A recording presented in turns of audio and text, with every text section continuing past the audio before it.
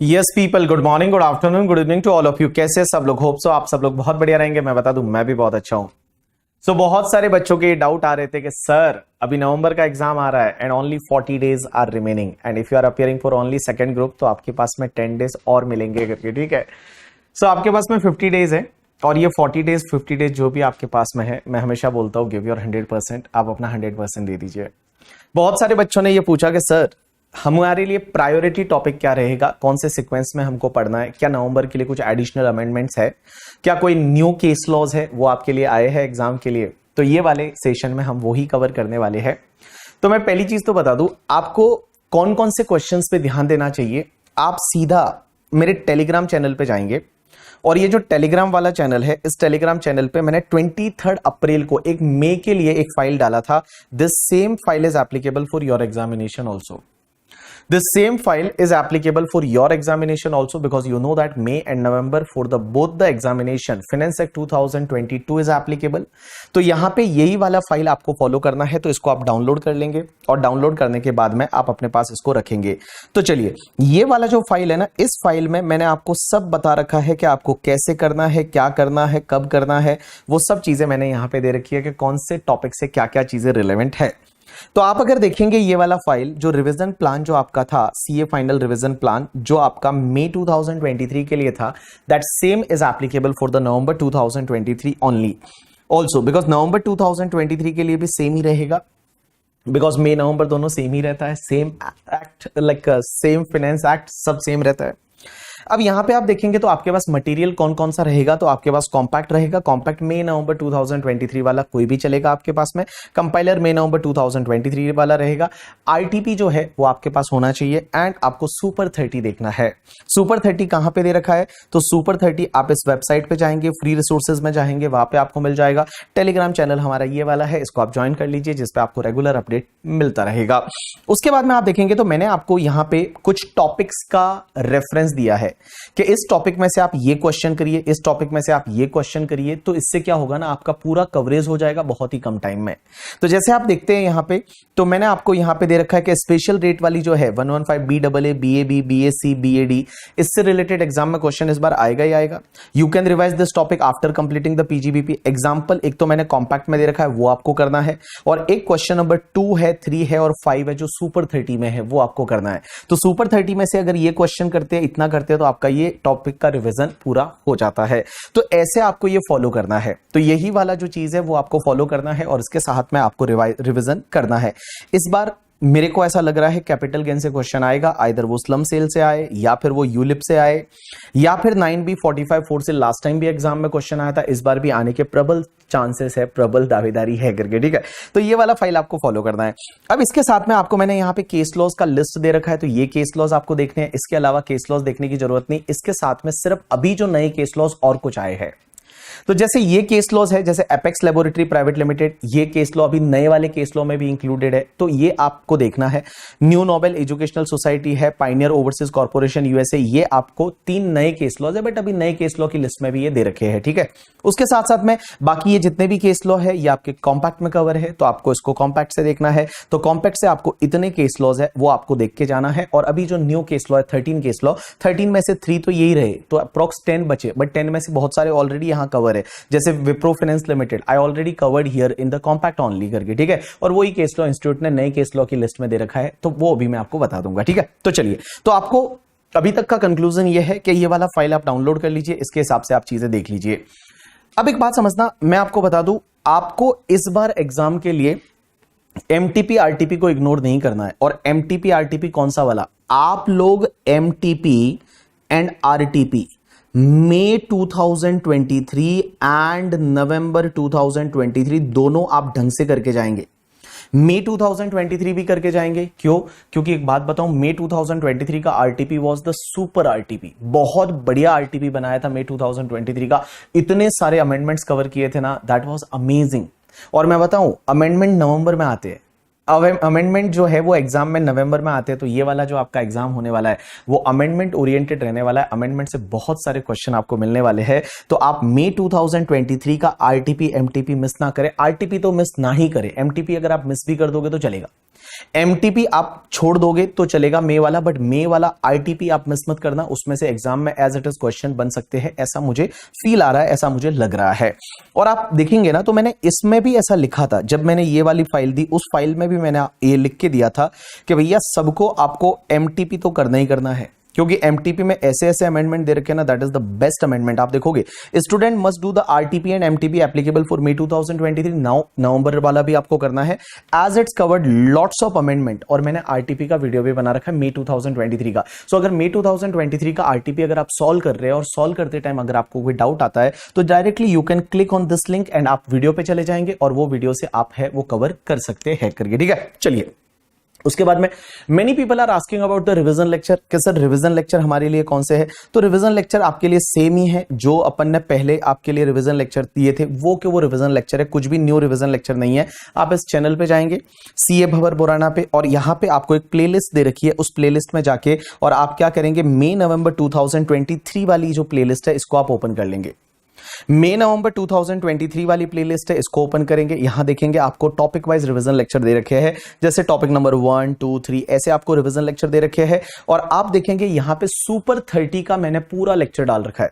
Super 30 question छोड़ के मत जाना। सुपर 30 में इस बार कोई एडिशन नहीं है, बस आप एडिशन ये समझ लीजिए इस बार का आरटीपी एडिशन है, क्योंकि आरटीपी में इस बार बहुत अच्छे क्वेश्चन दिए हैं। एक तो क्वेश्चन उन्होंने कोऑपरेटिव सोसाइटी पे दिया है, बहुत ही प्यारा क्वेश्चन है, बट ऐसा सिमिलर क्वेश्चन मैं ऑलरेडी मेरे सुपर 30 में पहले कवर कर चुका हूं। तो सिमिलर क्वेश्चन उन्होंने दिया है एमसीक्यू बेस्ड कोऑपरेटिव सोसाइटी का। इस बार के एग्जाम में कोऑपरेटिव सोसाइटी आपको एग्जाम में मिलेगा, ठीक है, एग्जाम में क्वेश्चन आएगा कोऑपरेटिव सोसाइटी से। तो ये रिवीजन लेक्चर है। इसके साथ में आप देखेंगे यहाँ पे सुपर 30 है, जो इंडिया टूर वाला लेक्चर है वो मैंने यहाँ पे दे रखा है। पार्ट 1 ये है, फिर पार्ट 2 है, पार्ट 3 है, 3 पार्ट मिला के और पूरे 30 क्वेश्चन है उसको मैंने सॉल्व करवाया है बहुत अच्छे से। तो उससे उसको अगर आप सुपर 30 को देखोगे ना तो आपकी बहुत सारी चीजें हैं वो अच्छे से रिवाइज हो जाएगी। मई 2023 का आरटीपी का लेक्चर है वो आपको यहाँ पे मिल जाएगा करके, ठीक है। और उसके बाद में कुछ जो नए केस लॉज थे मई 2023 के लिए, जैसे वो एक तो पहला, दूसरा, तीसरा जो 3-4 केस लॉज है उसका वीडियो भी यहां पे डाल रखा है। तो वो पहले वाले जो मई 2023 में जो न्यू केस लॉज दे रखे तो उसका वीडियो यहां पे आपको मिल जाएगा। अगर आपको चाहिए तो यहां पे मिल जाएगा CA final new cases clarification and corrigendum of the compact. तो ये 50 मिनट का एक वीडियो है, उसमें से कुछ पार्ट तो आप स्किप कर सकते हैं, कुछ पार्ट है वो आप देख सकते हैं। उसके बाद जो रिविजन लेक्चर जितने भी है ना उसको मैंने मर्ज करके एक मैराथन लेक्चर और बना रखा है। मैराथन में क्या किया, जहां जहां मुझे लगता था कि this concept is very important और एग्जाम में कवर हो सकता है उसको मैंने मैराथन में कवर किया है। तो मैराथन 2 पार्ट में दे रखा है, पार्ट 1 एंड पार्ट 2। तो इसको भी आप रेफर कर सकते हैं। अगर आप इंडिविजुअल रिवीजन लेक्चर नहीं देखना चाहते टॉपिक के, आप छोड़ दीजिए, आप सीधा मैराथन है वो मैराथन को रेफर कर सकते हैं और उसके बाद में सीधे आप क्वेश्चंस पे जा सकते हैं। क्वेश्चंस वो वाले आपको प्रायोरिटी बेसिस पे करने हैं जो उस लिस्ट में मैंने दे रखे हैं। चलिए ये तो रही बात। अब आपका क्वेश्चन ये आता है कि सर एक बात बताइए, हमारे नवंबर के लिए कुछ अमेंडमेंट्स है क्या? Answer is yes. So November के लिए क्या क्या न्यू अमेंडमेंट्स है उसकी अगर मैं बात करूं तो सबसे पहले ये रहा अमेंडमेंट वाला फाइल। तो कोई इतने अमेंडमेंट नहीं है, विद इन 5 मिनट्स ये अमेंडमेंट कंप्लीट हो जाएंगे। There are only 3 small amendments applicable for your examination. Now for the November 2023 some like new amendments क्या क्या है। First amendment is related to the PAN and Aadhaar linkage. Guys you know that PAN और Aadhaar link करने का last date क्या था? तो if you remember then PAN and Aadhaar जो है उसको लिंक करने का लास्ट डेट था 31 March 2022। Means 31 March 2022 was the last date. 31 March 2022 है वो आपका पैन और आधार लिंक करने का लास्ट डेट था। 31 मार्च 2022 वाज लास्ट डेट। लेकिन आपको पता है अगर आप आधार और पैन को लिंक नहीं करते तो उसके नेगेटिव कॉन्सिक्वेंसेज लगेंगे। बट नेगेटिव कॉन्सिक्वेंसेज है वो आपको पता रहेगा। तो नेगेटिव कॉन्सिक्वेंसेज है ना वो आपको 1 साल से पोस्टपोन किया था। And negative consequences suppose to applicable from 1 April 2023। Means negative consequences means आपका टीडीएस 20% से कटेगा if there is no linkage, और आपका रिफंड नहीं मिलेगा, आपका रिटर्न प्रोसेस नहीं होगा। So negative consequences earlier was applicable from 1 April 2023। Guys they made one small change and this negative consequences now will be applicable from the 1st July 2023. So only this is one amendment. Only this is one amendment here in the assessment procedure. Ke earlier now still that date to link Aadhaar and PAN number was 31st March 2022 only, but negative consequences was applicable from 1st April 2023. Now it is applicable from 1st July 2023. That is the first amendment. So just you have to remember that now negative consequences on the SSC for not linking Aadhaar and PAN is applicable from the 1st July 2023. That is only one amendment in the assessment procedure. So here guys, just you have to remember the last line. So here, accordingly, the CBDT has white circular specified that consequences specified above will be effective from the 1st July 2023 and would continue till the PAN become operative by intimating Aadhaar number. So here from 1st July 2023, your negative consequences is going to start. Done. Now guys, there is a one more amendment in section 269 ST. Now guys, 269 ST, if you remember, 269 ST ये बोलती है in an aggregate from a person in a day, you cannot accept the cash of 2 lakh rupees or more. Cash of 2 lakh rupees or more you cannot accept from a person in a single day. One is in relation to single transaction, or one is the in respect to the single event or occasion. So in respect to the single event or single occasion, you cannot accept the cash of rupees 2 lakh rupees or more from any person.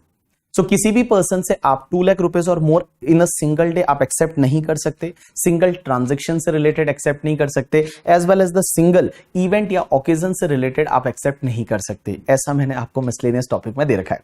Now guys, here amendment is, question ये था कि बहुत बार क्या होता है कि cooperative society है वो अपना कोई डीलर अपॉइंट करती है, डीलरशिप अग्रीमेंट कर देती है डीलर के साथ. तो एक कोऑपरेटिव सोसाइटी है, कोऑपरेटिव सोसाइटी ने क्या किया, किसी डीलर को, किसी डिस्ट्रीब्यूटर को डिस्ट्रीब्यूटरशिप दी और उससे पैसा पूरे साल में मिल रहा है, बट अग्रीमेंट एक है. There is a single agreement of the distributorship or dealership agreement, and under dealership agreement or distributorship agreement, if they are receiving the अलग अलग डेट पे मुझे पैसा मिल रहा है कैश में, मींस कोऑपरेटिव सोसाइटी को पैसा मिल रहा है, तो क्वेश्चन ये आता है कि पूरे साल में जो पैसा मिलेगा क्या वो वन इवेंट माना जाएगा क्या? बिकॉज अग्रीमेंट इज वन ना, agreement is one, distributorship agreement या डीलरशिप अग्रीमेंट है वो वन है.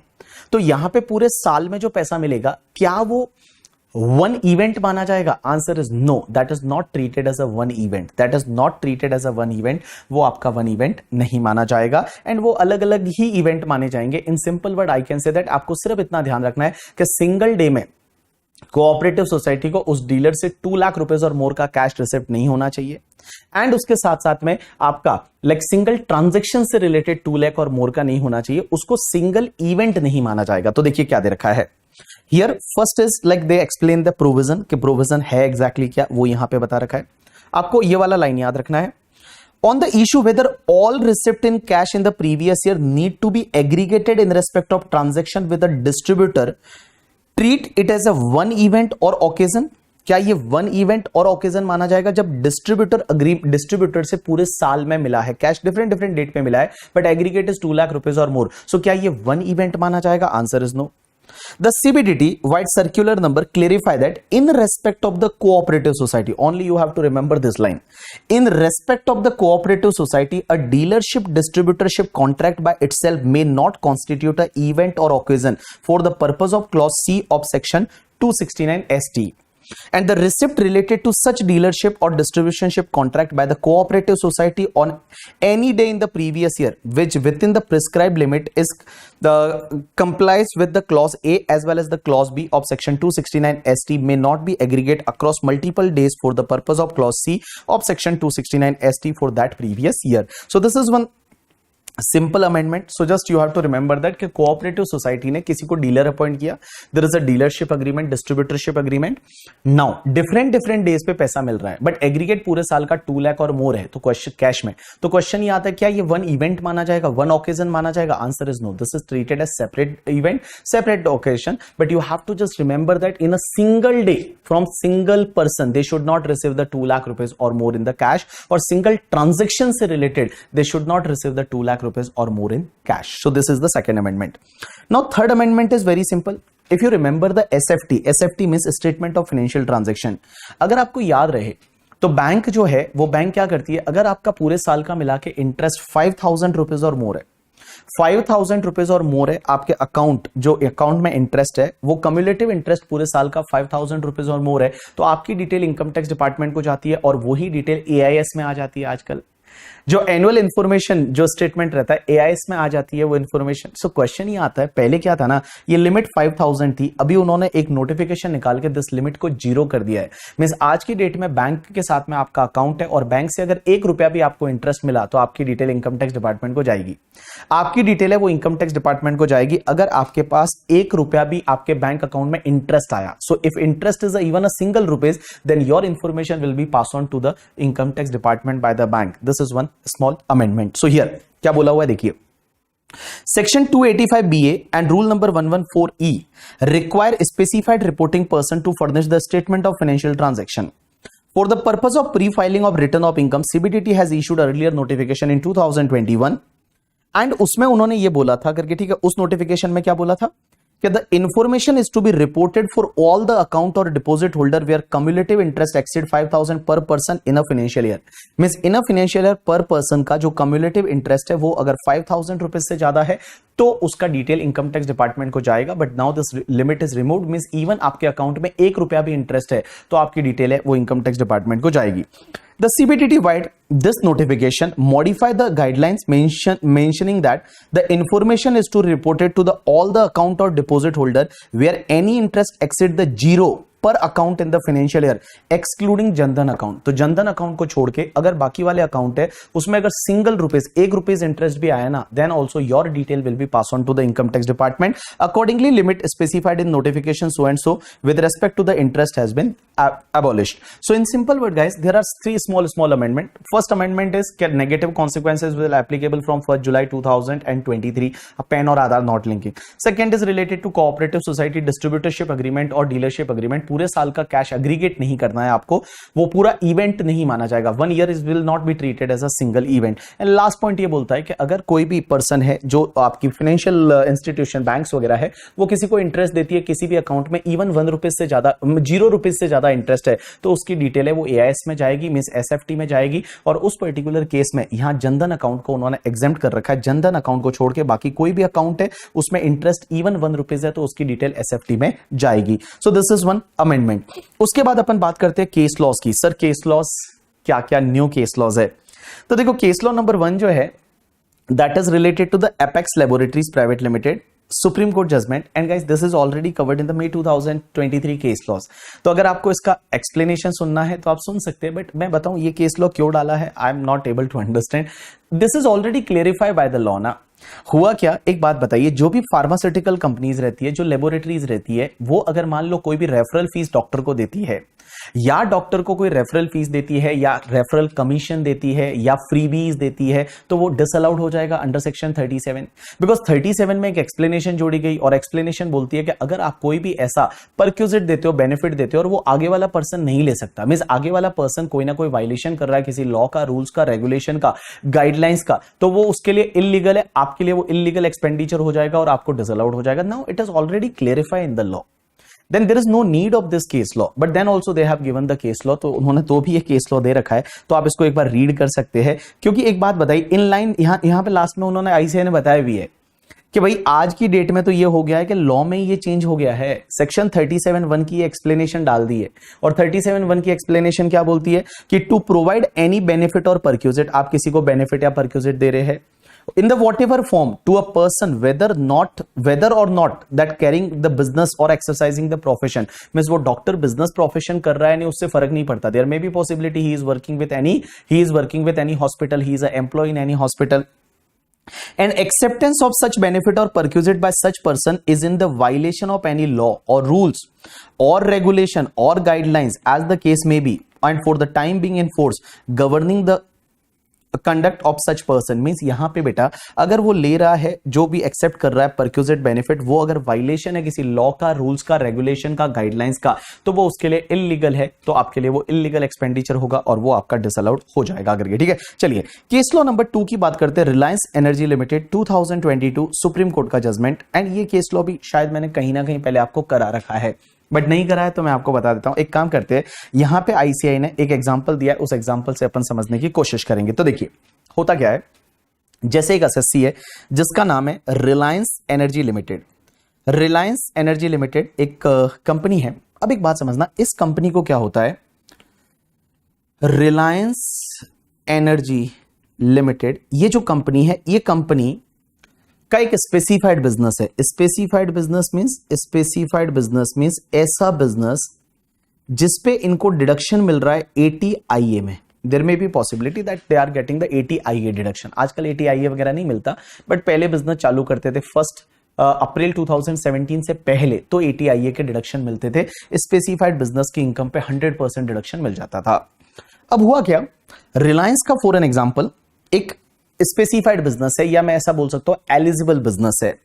तो ऐसा एक बिजनेस है जिस पे डिडक्शन मिलता है, एलिजिबल बिजनेस है, और इस एलिजिबल बिजनेस का पीजीबीपी का इनकम होता है for an example 90 lakh rupees. इसका पीजीबीपी का इनकम होता है 90 लाख रुपीस। 90 लाख रुपीस इस पीजीबीपी का income. Now guys what happened, there is some other business of the same SSC, एक अदर बिजनेस और है,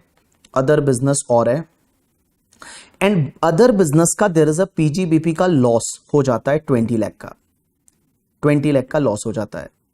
that is non eligible business या नॉन स्पेसिफाइड बिजनेस का there is a loss. So guys can I say that from this PGBP income this PGBP losses can be set off? Answer is yes. So what happened after set off? Here net PGBP income is basically 70 lakh. 70 lakh is net PGBP income. Now guys, they are having some other sources income. So for an example, income from other sources is 15 lakh rupees. So here gross total income of the assessee is 85 lakh rupees. 85 lakh rupees is a gross total income. Now यहां question ये आता है कि sir अगर 80 IA का जो deduction लेते हैं, 80 IA में बोला हुआ है कि आपको 100% डिडक्शन मिलेगा on the profit from the eligible business. Now 100% deduction मिलेगा, बट 100% डिडक्शन क्वेश्चन ये आता है कि सर 80 IA का बिजनेस है, उसका पीजीबीपी का इनकम इज 90 लाख।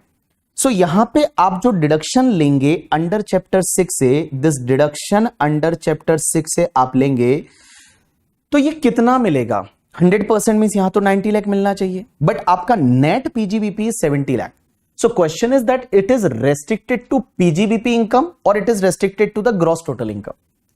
आपका जो डिडक्शन अंडर चैप्टर 6 से है, इसमें आप 80 IA का डिडक्शन ले रहे हैं, ये 80 IA का deduction is restricted to the net PGBP का इनकम, या जो नेट पीजीबीपी का इनकम 70 लाख है उससे वो रेस्ट्रिक्ट करेगा, या फिर वो जीटीआई से रेस्ट्रिक्ट करेगा। मींस क्या पीजीबीपी जो net after setting off the losses from other business, net PGBP income is 70 lakh. So can you claim only 70 lakh deduction or you can claim the 90 lakh deduction, but obviously you can not claim 90 because your GTI is 85। So here supreme court gave the judgement and supreme court says that आप deduction under chapter 6 से उतना ले सकते हैं जितना आपका GTI है। So here guys, deduction you can claim the total 90 lakh, but GTI is 85 lakh na. So here maximum 85 lakh deduction you can claim. 85 lakh deduction you can claim and your net taxable income is a 0. Means deduction under chapter 6 से 80 IA is not restricted to net PGBP income. Here guys, your PGBP income from specified business is a 90 lakh. So up to 90 lakh you can claim the deduction. But here your GTI is 85 ना, तो maximum आप 85 लाख का deduction यहां पे ले सकते हैं। अब एक बात बताओ, अगर जीटीआई यहां पे 95 होता तो यहां 95 होता तो पूरा 90 लाख का आप डिडक्शन ले लेते।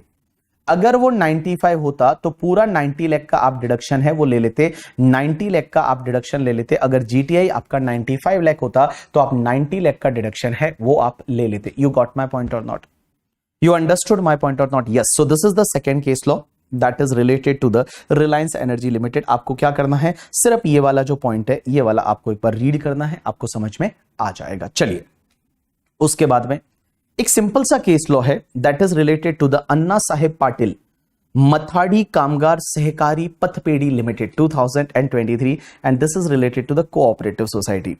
गाइस इसमें क्वेश्चन क्या था कि would a cooperative society engaged in providing the credit facility solely to its member is eligible for deduction under section ATP? ATP का डिडक्शन मिलेगा या नहीं? आपको पता है ATP का डिडक्शन मिलता है cooperative society providing the credit facility to its member other than cooperative bank. Cooperative bank को एटीपी का डिडक्शन नहीं मिलता. If there is a cooperative bank then they are not eligible for eighty P का deduction. But cooperative society को मिलेगा क्या? Answer is yes ना, cooperative society को मिलेगा.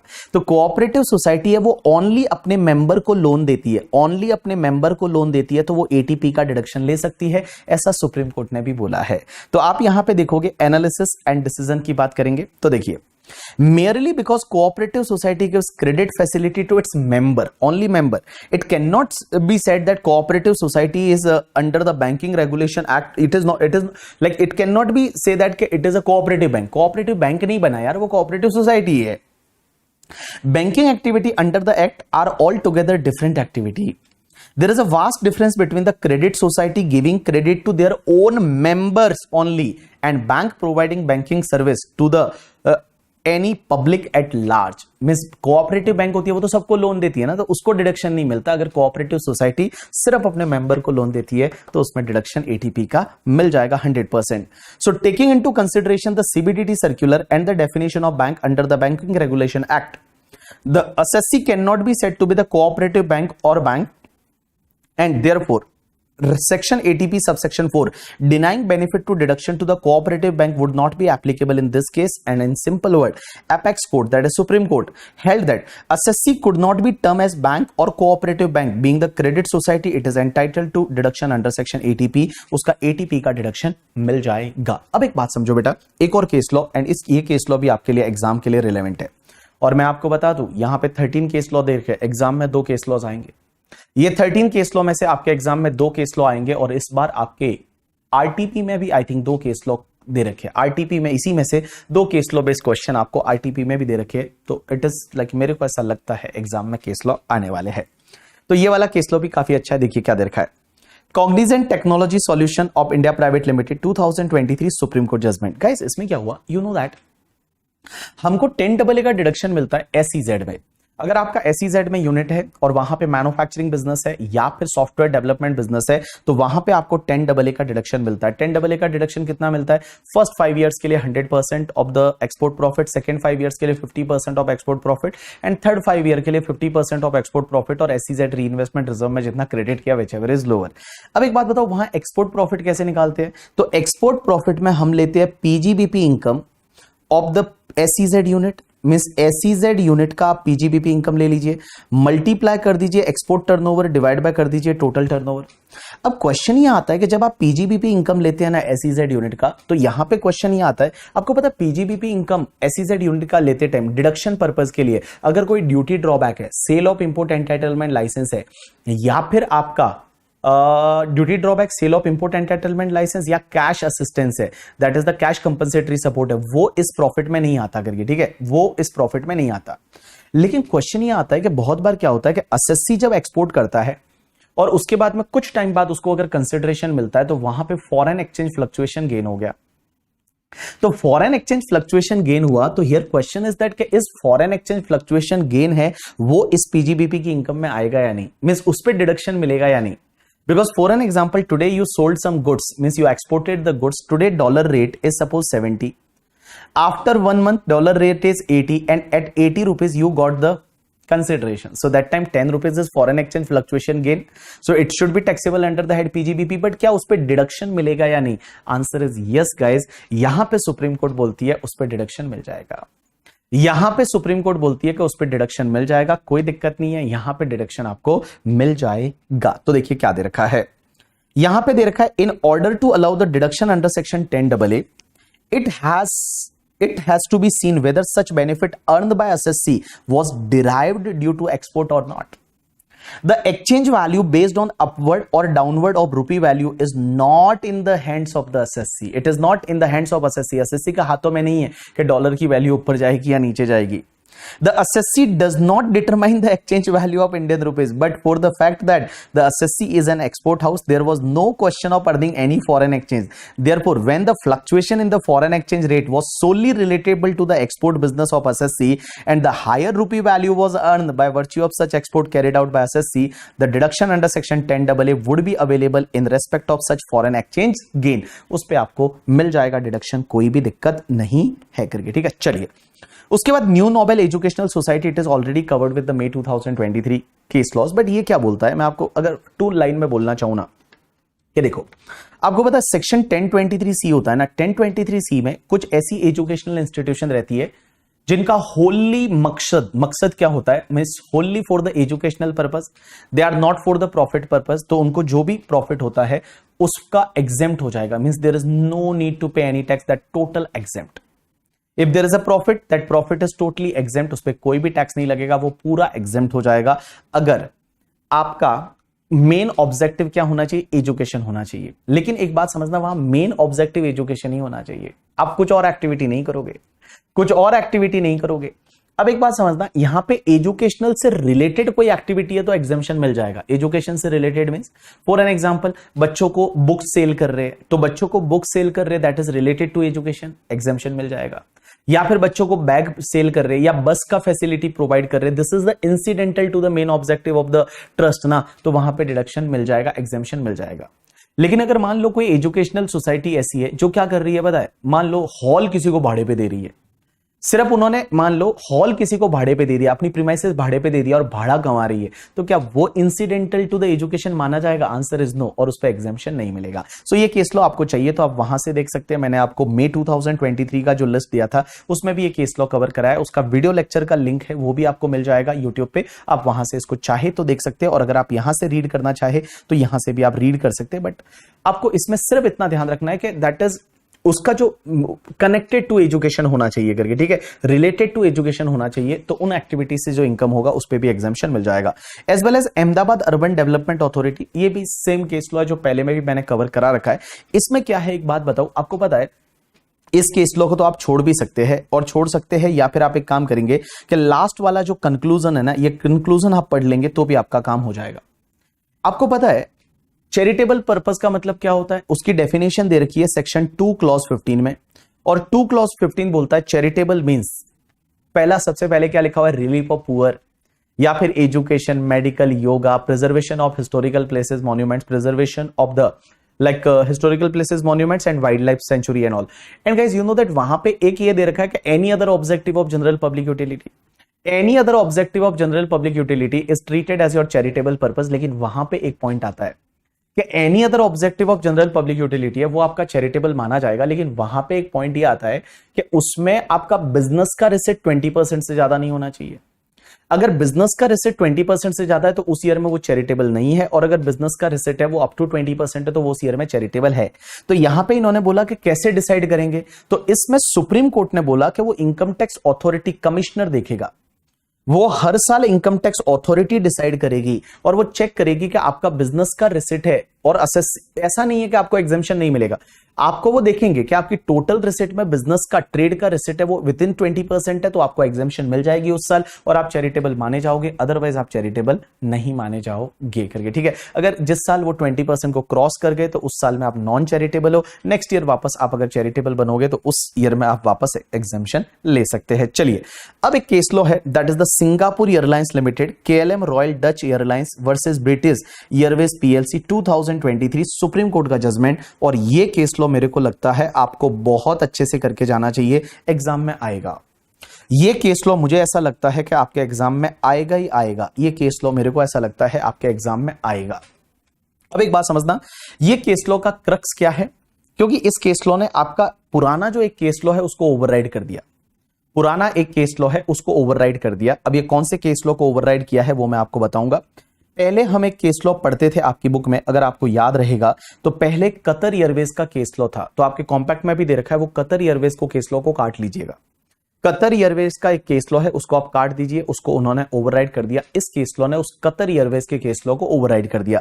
अब ये केस लॉ बोलता क्या है, जैसे मैं एक एग्जांपल लेता हूं, मान लो एक एयरलाइंस कंपनी है जिसका नाम है इंडिगो, एक एयरलाइंस कंपनी है जिसका नाम है इंडिगो, इंडिगो एयरलाइन। अब ये इंडिगो एयरलाइन क्या करती है, टिकट बेचती है, और ये टिकट बेचती है अपने अपने एजेंट्स को, एजेंट में ले लेते हैं, मान लो Make My Trip, Make My Trip MMT, Make My Trip is one agent. अब एक बात समझना, इन्होंने क्या किया कि इंडिगो एयरलाइंस ने एक टिकट है, उस टिकट की मैक्सिमम प्राइस है, मैक्सिमम प्राइस मींस उसकी जो मैक्सिमम प्राइस है उस टिकट की, वो मैक्सिमम प्राइस है फॉर एन एग्जांपल 1 लाख। Try to understand. Maximum price है उस टिकट की, दैट इज द 1 लाख। Means this is a maximum price, आप इससे ज्यादा प्राइस नहीं कोट कर सकते, that is maximum price is 1 लाख। ये डिसाइड होती है कि इससे ज्यादा कोट कोई भी एयरलाइंस कंपनी नहीं करेगी। इंडिगो ने क्या किया, इंडिगो ने मेक माई ट्रिप को, यही वाला टिकट है वो सेल कर दिया 60,000 में। इंडिगो ने मेक माई ट्रिप को वो वाला टिकट सेल किया 60,000 में। अब एक बात समझना, 60,000 में टिकट सेल कर दिया किसको, मेक माई ट्रिप को, इंडिगो एयरलाइंस ने, और 60,000 में सेल कर दिया। अब एक बात समझिए, मेक माई ट्रिप को 60,000 में सेल किया, अब हुआ क्या कि इसको कमीशन भी मिलता है और इंडिगो एयरलाइंस कमीशन देती है, कितना कमीशन देती है, for an example 7%, this is just an example, 7% of maximum price है उतना कमीशन देती है। तो 7% ऑफ मैक्सिमम प्राइस का कमीशन देती है, इसका मतलब मैं आपको यह बोलूं कि मेक माई ट्रिप को कमीशन दिया, यहां 1 लाख रुपीज जो है उसका 7% कम्स टू द 7,000। तो 7,000 का कमीशन दे दिया, 7,000 का कमीशन दिया। एक बात बताइए, जब 7,000 का कमीशन दिया इंडिगो एयरलाइंस ने मेक माई ट्रिप को, तो इस पे टीडीएस कटेगा, आंसर इज यस। अब इस पे टीडीएस कटेगा अंडर सेक्शन 194H, 194H में टीडीएस कटेगा because this is the commission. अब एक और चीज समझना, मेक माई ट्रिप क्या करती है, यही वाली टिकट जो है, यही वाली टिकट वो कस्टमर को सेल करती है। कस्टमर ने ये टिकट बुक की through the make My trip, और कस्टमर ने ये टिकट सपोज 80,000 में बुक की, 80,000 में बुक की। अब यहां पे समझिए, इंडिगो ने 60,000 में मेक माई ट्रिप को टिकट दिया था और यही टिकट उसने कस्टमर को 80,000 में दिया। तो एक बात बताओ, मेक माई ट्रिप को एक तो ये 7,000 का इनकम हुआ, अलोंग विद दैट उसको 20,000 का एडिशनल इनकम और हो गया। ये जो 20,000 है, ये 20,000 का इनको एडिशनल इनकम और हो गया, एडिशनल इनकम और हो गया। अब क्वेश्चन यहां पे ये आता है कि जो ये एडिशनल इनकम 20,000 हुआ, क्या उस पे टीडीएस कटेगा या नहीं। तो पहले एक कतर एयरवेज का बॉम्बे हाईकोर्ट का जजमेंट था। बॉम्बे हाईकोर्ट बोलती है कि इंडिगो को पता ही नहीं चलता कि ये टिकट कितने में बेचा है, तो ये 20,000 है वो पता ही नहीं इंडिगो को, तो इसके लिए इंडिगो को टीडीएस नहीं काटना। ऐसा बॉम्बे हाईकोर्ट का जजमेंट था। बट बेटा अब सुप्रीम कोर्ट ने बोला है ऐसा नहीं है, ये 20,000 है, ये नोन रहता है। आज की डेट में क्या होता है कि इंडिगो को पता रहता है कि टिकट कितने में बेचा है कस्टमर को। इंडिगो को आज की डेट में ये पता रहता है, आजकल ऐसे उनके जो सॉफ्टवेयर वगैरह डेवलप किए हुए उसमें पता रहता है कि ये टिकट कस्टमर को कितने में बेचा है। तो जो ये additional commission 20,000 rupees make My trip को मिला है, इस पे भी इंडिगो को टीडीएस काटना रहेगा, इस पे भी इंडिगो को टीडीएस काटना रहेगा। अभी ये केस लॉ सुप्रीम कोर्ट का ये बोलता है कि yes, on this 20,000 also 194H will apply, और 20,000 पे टीडीएस काटेंगे। लेकिन एक बात बोलो, आप बोलोगे कि सर इंडिगो तो यहां पे कुछ पेमेंट ही नहीं कर रहा है, इंडिगो जो कमीशन दे रहा था वो 7,000, उस पे टीडीएस काट लिया, but here IndiGo is receiving 60,000 ना, because IndiGo selling the ticket to the MMT, so they are receiving 60,000। Guys, इस 60,000 के साथ में टीडीएस का अमाउंट भी वो कलेक्ट करेंगे। तो जैसे 20,000 है एडिशनल इनकम, इस पे 5% की रेट से कितना हुआ, 1,000 हुआ, तो यहां पे 1,000, इसका मतलब मेक माई ट्रिप से वो लोग 61,000 कलेक्ट करेंगे, और ये 1,000 रुपीज है वो इंडिगो टीडीएस के फॉर्म में गवर्नमेंट को जमा करा देगा, गवर्नमेंट को जमा करा देगा। आप इसको इतना सा याद रखेंगे, और उसके साथ में एक आरटीपी में क्वेश्चन दिया है, इस पे आरटीपी में एक बार क्वेश्चन है, वो क्वेश्चन को आप देखेंगे, आपका काम बन जाएगा। और ये वाला जो इलस्ट्रेशन है, ये इलस्ट्रेशन से आप इसको समझने की कोशिश करेंगे। ये सेम इलस्ट्रेशन है जैसा मैंने आपको समझाया यहां पे, जैसा मैंने आपको यहां पे समझाया वो सेम इलस्ट्रेशन है, और इससे आपको समझ में आ जाएगा कि एग्जैक्टली इसमें हो क्या रहा है इस पूरे केस लॉ में। तो आपको चाहिए तो एक बार आप बेयर रीडिंग कर लीजिए, रीडिंग करने के बाद में आप जो है वो एग्जाम्पल ये वाला देख लीजिए, और फिर सीधा वो आरटीपी में क्वेश्चन दे रखा है वो देख लीजिए, क्योंकि हो सकता है एग्जाम में एज इट इज रिपीट हो जाए। चलिए, उसके बाद Pioneer overseas corporation USA Indian branch का केस लॉ सुप्रीम कोर्ट का, this is already covered with the May 2023 also. अब एक बात समझना, ये केस लॉ में हुआ क्या था एग्जैक्टली। ये केस लॉ में ये हुआ था कि लाइक आपको पता है, आपको जो डिमांड नोटिस मिलता है अंडर सेक्शन 156, सो 156 का डिमांड नोटिस मिलता है, यू हैव टू पे the demand with in 30 days. आपको 30 डेज में वो डिमांड नोटिस पे करना रहता है। अगर आप नहीं पे करते तो आपको पता है 31st डे से आपको क्या लगता है, इंटरेस्ट लगना चालू हो जाता है अंडर सेक्शन 220। और 220 का इंटरेस्ट कितना लगता है, 1% पर मंथ और part of the month. So 1% per month और पार्ट ऑफ द मंथ का आपको इंटरेस्ट लगना चालू हो जाता है, और उसके साथ साथ आपको 100% पेनल्टी भी लग सकती है।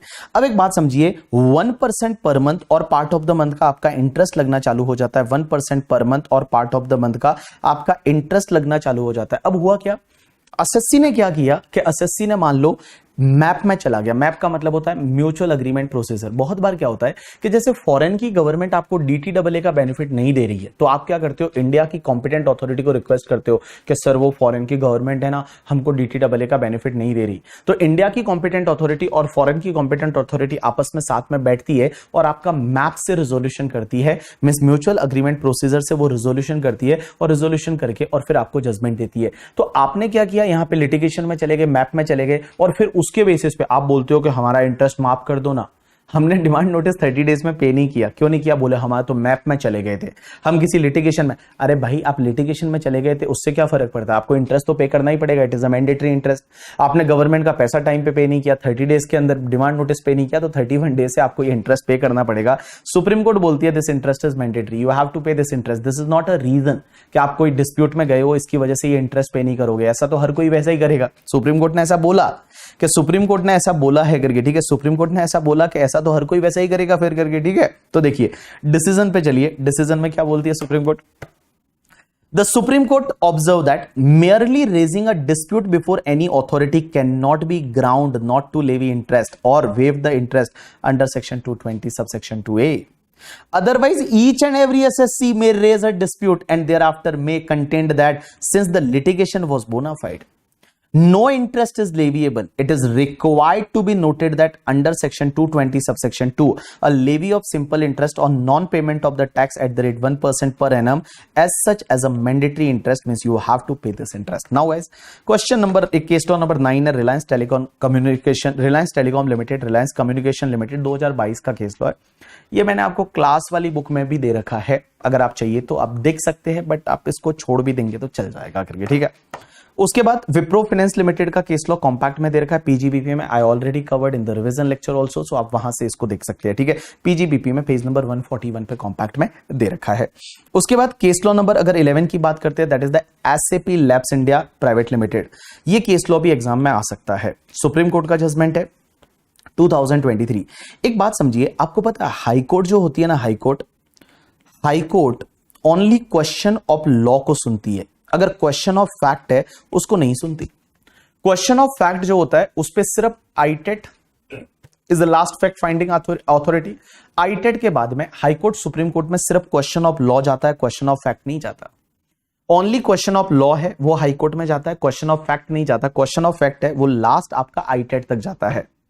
अब एक बात समझना, हुआ क्या हाई कोर्ट के पास ये पावर है क्या हाई कोर्ट किसी एसएससी का आर्म लेंथ प्राइस निकाल पाए? क्योंकि आर्म लेंथ प्राइस निकालना is a question of fact हुआ ना, क्या ऐसा कर सकता है या नहीं? या हाई कोर्ट ऐसा चेक कर सकता है क्या, हाई कोर्ट जो है वो ऐसा देख सकता है क्या आर्म लेंथ प्राइस सही निकाला है या नहीं? या आर्म लेंथ प्राइस में जो आपने कंपैरेटिव एनालिसिस किया है, जो आपने कंपैरेटिव कंपनीज का एनालिसिस किया है, वो सही किया है या नहीं? मींस ऑल जो ट्रांसफर प्राइसिंग के रूल्स है वो रूल्स आपने फॉलो किए हैं यानी क्या हाई कोर्ट ये देख सकता है या नहीं? और आपकी आर्म लेंथ प्राइस है वो डिटरमाइन कर सकता है नहीं? Answer is yes.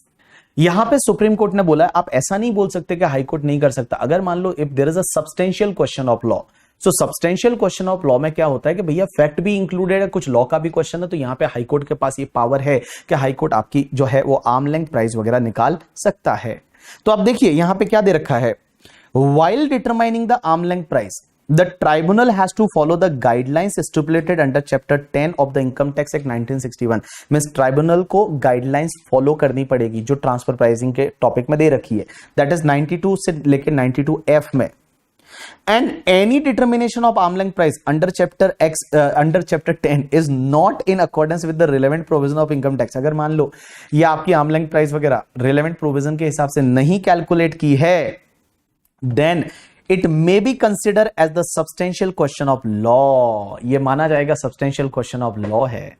अगर मान लो आईटेट ने ट्रांसफर प्राइसिंग के जितनी भी सेक्शन है, रूल्स है, उसको फॉलो नहीं किया तो ये सब्सटेंशियल क्वेश्चन ऑफ लॉ माना जाएगा और हाई कोर्ट जो है वो हाई कोर्ट फिर है वो आर्म लेंथ प्राइस निकाल सकता है। तो देखिए क्या लिखा हुआ है, it may be considered as a substantial question of law as persuasive itself can be said to be the substantial question of law. Therefore, there cannot be any absolute proposition of law that in all the cases where tribunal has determined the arm length price, the same is final and cannot be the subject matter of scrutiny by the High Court in an appeal under section 260A.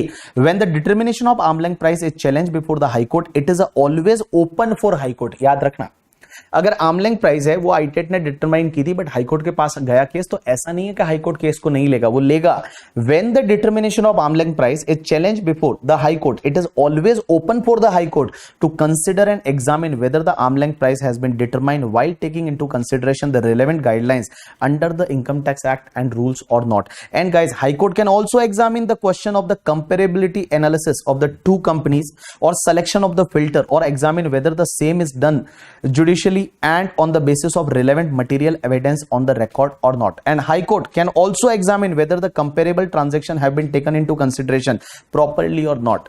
That is to the extent as whether non-comparable transaction are considered as comparable transaction or not. In simple word मैं बताऊं, अगर आपकी arm length price सही से determine आईटेट ने नहीं की है तो हाई कोर्ट इसको लेगा, ये सब्सटेंशियल क्वेश्चन ऑफ लॉ माना जाएगा और हाई कोर्ट के पास ये पावर है कि वो आपकी आर्म लेंथ प्राइस वगैरह डिटरमाइन कर सकता है। हाई कोर्ट ये देख सकता है कि आपका कंपेरेबिलिटी एनालिसिस सही हुआ है या नहीं, जो आपने कंपैरेटिव कंपनियां ली है आर्म लेंथ प्राइस निकालने के लिए वो सही ली है या नहीं, वो सब हाई कोर्ट कर सकता है, ऐसा सुप्रीम कोर्ट ने बोला है SAP labs India private limited के केस लॉ में। This is the case law number 11।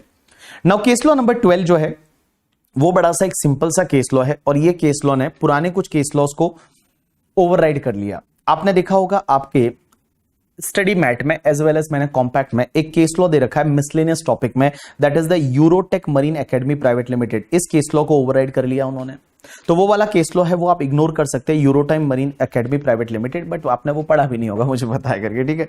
चलिए अब हुआ क्या, यहां पे एक सेक्शन होती है 271C। 271C क्या बोलती है, पेनल्टी की सेक्शन है, ये ऐसा बोलती है कि अगर आपने किसी का टीडीएस नहीं काटा तो आपको 100% पेनल्टी लगेगी। टीडीएस नहीं काटा तो means if you fail to deduct the TDS then 100% penalty लगेगा। बट आपने टीडीएस काटा है और आपने जमा लेट कराया है तो क्या ये पेनल्टी लगेगा या नहीं, बिकॉज उस सेक्शन की लैंग्वेज ये बोलती है कि assessee fails to deduct the TDS तो बेटा आपको ये पेनल्टी लगेगी। बट आपने टीडीएस काटा है लेकिन जमा लेट करा रहे हो, डिपॉजिट लेट करा रहे हो, तो क्या ये पेनल्टी लगेगा या नहीं, यहां पे सुप्रीम कोर्ट बोलती है नहीं लगेगा। मींस ये पेनल्टी 271C का तभी लगेगा when you fail to deduct the TDS. It means if you deducted the TDS and paid to government late then this penalty is not applicable. तब आपको सेक्शन 2011A का इंटरेस्ट लग सकता है। 2011A का आपको इंटरेस्ट लग सकता है, इंटरेस्ट है वो लग सकता है 1% पर मंथ और 1.5% पर मंथ और part of the month, but आपको ये पेनल्टी 271C का नहीं लगेगा, ऐसा सुप्रीम कोर्ट ने इस पर्टिकुलर केस में बोला है। तो आपको मैं वापस बोल रहा हूं, देखिए क्या दे रखा है करके, ठीक है। The word fails to deduct under section 271C can not be read as failure to deposit or pay TDS. Therefore, on the correct interpretation of section 271C, no penalty would be leviable under section 271C on delay on remittance of tax deducted at source after deducting it is on the time. So in simple word मैं ये बोल सकता हूं आपको कि देखो TDS आपने नहीं काटा तो ये पेनल्टी लग सकता है, बट आपने TDS काटा है, गवर्नमेंट को लेट जमा करा रहे हो तो ये पेनल्टी नहीं लगेगा, फिर आपको इंटरेस्ट वगैरह है वो आपको 2011A का इंटरेस्ट है वो लग सकता है करके, ठीक है। चलिए done. And this is the last case law, that is the case law number 13। ये केस लॉ है that is the AT Devprabha joint venture and other 2023 supreme court. Guys एक सेक्शन होती है 276B और 276B क्या बोलती है कि अगर आपने TDS काटा एंड उसको अगर आप लेट जमा करा रहे हो, आप जमा नहीं करा रहे हो, तो आपको जेल हो सकती है। ये सेक्शन 276B क्या बोलती है कि as per section 276B if any person fails to pay the credit to the central government the tax deducted at source means TDS आप गवर्नमेंट को लेट जमा करा रहे हैं तो आपको बेटा जेल हो सकती है, आपको इम्प्रिजनमेंट हो सकती है, प्रोसिक्यूशन हो सकता है जो कि 3 मंथ से लेके और 7 इयर्स तक हो सकता है। लेकिन फिर है ना एक CBDT ने एक सर्कुलर निकाला था और CBDT ने सर्कुलर निकाला था कि छोटे छोटे केसेस में हम जेल नहीं करेंगे। छोटे छोटे केसेस में हम जेल नहीं करेंगे, जहां स्मॉल स्मॉल केसेस है, किसी ने मान लो 50,000 का टीडीएस काटा था, गवर्नमेंट को लेट जमा कराया, तो क्या उसको जेल में डाल देंगे 3 मंथ से लेकर 7 ईयर्स तक? तो उन्होंने सीबीडीटी ने बोला था कि हम छोटे छोटे केसेस में नहीं डालेंगे, और उन्होंने एक लिमिट डाली थी कि 25 लाख से ज्यादा का अगर अमाउंट है तो ही प्रोसिक्यूशन इनिशिएट करेंगे, तो ही जेल में डालेंगे। एंड उसमें भी ऐसा 25 लाख से कम है, लेकिन अगर मान लो कोई विलफुल डिफॉल्टर है, कोई पर्सन ऐसा है जो विलफुल डिफॉल्टर है, ऐसा हर बार करता है करके, ठीक है, तो उसको जेल में डाल सकते हैं, इवन कम है। तो इस पर्टिकुलर केस लॉ में फिर क्या हुआ, सुप्रीम कोर्ट ने उसी सीबीडीटी के सर्कुलर का रेफरेंस लेके उन्होंने बोला, इस केस में क्या हुआ था, सिर्फ 50,000 का टीडीएस था, 50,000 रुपीज का टीडीएस था, and they have not deposited on the time, they deposited in the later part. So क्या उसमें प्रोसिक्यूशन हो सकता है? आंसर इज नो, उसमें प्रोसिक्यूशन नहीं हो सकता। छोटे छोटे केसेस में थे, तो उन्होंने यहां पे उन्होंने क्या किया, इसको डिसमिस कर दिया और बोला प्रोसिक्यूशन नहीं होगा। जब छोटा सा केस है, 50,000 का ही टीडीएस था, उन्होंने लेट काटा और लेट जमा कराया, तो उस पर्टिकुलर केस में यहां पे प्रोसिक्यूशन नहीं होगा। तो not more relevant case law, अगर आप चाहिए तो एक बार इसको देख सकते हैं। This is all about the new case laws amendment. और मैंने आपको बोला कि लास्ट डे पे आपको कैसे प्रिपेयर करना है, आपके लिए पूरा इस लेक्चर में मैंने आपको बताया। तो गाइज आई थिंक ये वाला लास्ट लेक्चर रहेगा आपके एग्जाम के लिए, बिकॉज नवंबर 2023 का एग्जाम आ गया।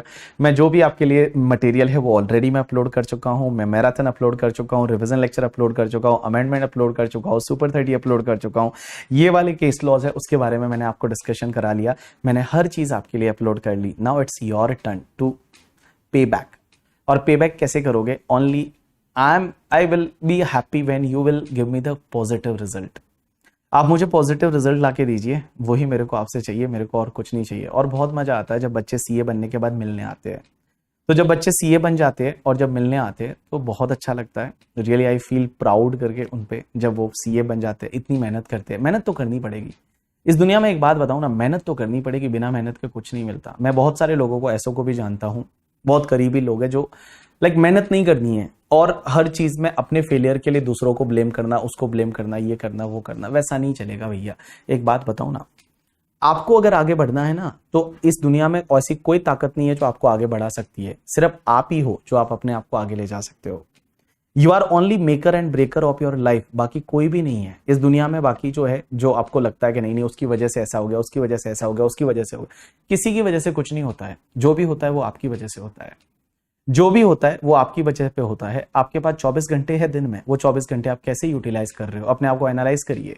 सुबह उठते हो तो आप देखिए कि आप अपने लिए क्या कर रहे हो, आप कैसे कर रहे हो, क्या कर रहे हो, आपके दिमाग में सोच क्या रहे हो। थोड़ा अच्छा सोचो, अपने बारे में सोचो, पॉजिटिव सोचो, नेगेटिव मत बनो। थोड़े नेगेटिव लोगों से दूर रहो। बहुत सारे नेगेटिव टॉक्सिक लोग आपको मिलेंगे करके, ठीक है, जस्ट इग्नोर देम, उनको छोड़ो करके, ठीक है। और अच्छे से काम करो, अच्छे से मेहनत करो। ये आपके लिए जो जितने भी डेज बचे हैं, 40-50 days, that is your 40-50 days challenge. Just accept it, give your 100%। अच्छे से पढ़ाई करो, अच्छे से मेहनत करो, एंड बाकी सब चीजें हैं वो किसी और भगवान पे छोड़ दो। बस आप जिस भगवान पे बिलीव करते हो, जिस अल्लाह में बिलीव करते हो, भगवान में बिलीव करते हो, जिसमें भी बिलीव करते हो, उस पर आप छोड़ दो। शायद वो अपने साथ अच्छा ही करेगा, ये आप अपने आप में मान के चलिए करिए, ठीक है। और प्रे करिए, मैं भी आपके लिए प्रे करूंगा। Today is the Ganesh Chaturthi, so I will pray for. I already morning में मैं जब गया था गणपति मंदिर, तो मुझे ये लगा करके, ठीक है, मैं हमेशा जब भी गणपति मंदिर जाता हूँ तो मैं एक बार ये जरूर बोलता हूँ कि जो भी लोग मेहनत करे, जो भी अच्छे से मेहनत करे, पढ़ाई करे, उनको उनका जो ड्यू रिजल्ट है वो मिलना चाहिए। जो उनका ड्यू, जितने एफर्ट लगा रहे हैं उसके हिसाब से जो उनको मिलना चाहिए वो भगवान उनको दो, और वो आपको मिलेगा। ऐसा मेरा मानना है। बस मैं आपसे यही बोलना चाहूँगा कि अच्छे से पढ़ाई करो यार, मेहनत करो। छोटा सा टाइम बचा है, अब इतना सही तो ये टाइम आपके पास है, तो इसको अच्छे से यूटिलाइज करो। बट अभी भी कम टाइम नहीं बचा है। अगर आप देखोगे ना, ये भी टाइम भी कम नहीं है। अगर आप आज से ही एफर्ट लगाने चालू कर लो, आज से ही ढंग की मेहनत करनी चालू कर लो, तो ये टाइम भी कम नहीं है। मैंने बताऊं, मैंने जब एग्जाम दिया था तो in the one group I was very confident, but in the other group I was not that confident. But क्या होता है ना, जब आपके पास जितना भी टाइम रहता है, उस टाइम में आप अगर उसको ढंग से यूटिलाइज करते हो, चीजें अच्छी हो जाती है। आप अगर पॉजिटिव सोचोगे, आपके साथ में पॉजिटिव लोग रहेंगे, आपको आसपास में पॉजिटिव लोग मिलेंगे, आप हंसते खेलते लोग मिलेंगे। बट अगर आप पहले से दिमाग में नेगेटिव चीजें लेके चलोगे तो वैसे ही लोग मिलेंगे। नेचर है वो आपके अकॉर्डिंग काम करने लगे जाएगा। आपको नेगेटिव लोग ही मिलेंगे, आपको हर जगह नेगेटिविटी दिखेगी। इट्स ऑल अबाउट यू कि आप उसको कैसे देखना चाहते हैं। तो मैं तो ये चाहता हूं कि पॉजिटिव बन के रहो, वो ही ज्यादा सही है, ज्यादा अच्छा रहेगा। एंड बस यार लाइक लास्ट एग्जाम है और इस बार मैं बता दूं रिजल्ट अच्छा रहने वाला है। इस बार में रिजल्ट अच्छा रहने वाला है। इंस्टीट्यूट से मुझे इन्फॉर्मेशन मिली है इंटरनल करके, ठीक है, इंटरनल इन्फॉर्मेशन है। आप मानो ना मानो, आप हंस रहे होंगे, बोले क्या बोल रहा है ये बंदा करके, ठीक है, बट सच बता रहा हूँ, एक इंटरनल इन्फॉर्मेशन है मेरे पास में और इस बार का रिजल्ट बहुत अच्छा रहेगा। इंस्टीट्यूट चाहती है पास करना, और क्यों पास करना चाहती है, बिकॉज अभी तो आगे जाके सब्जेक्ट भी कम हो गए। तो अभी भैया इतने टाइम से अगर मान लो आप एग्जाम दे रहे हो कोई, और इस अटेम्प्ट में तो पास करना ही है आपको, तो इंस्टीट्यूट करना चाहती है आप अपने एफर्ट्स को, थोड़ा सा एफर्ट को बढ़ा दो, थोड़े एफर्ट लगा लो करके, ठीक है, तो आराम से पास हो जाओगे। So thanks a lot people, that's enough for today from my side. See you after becoming CA।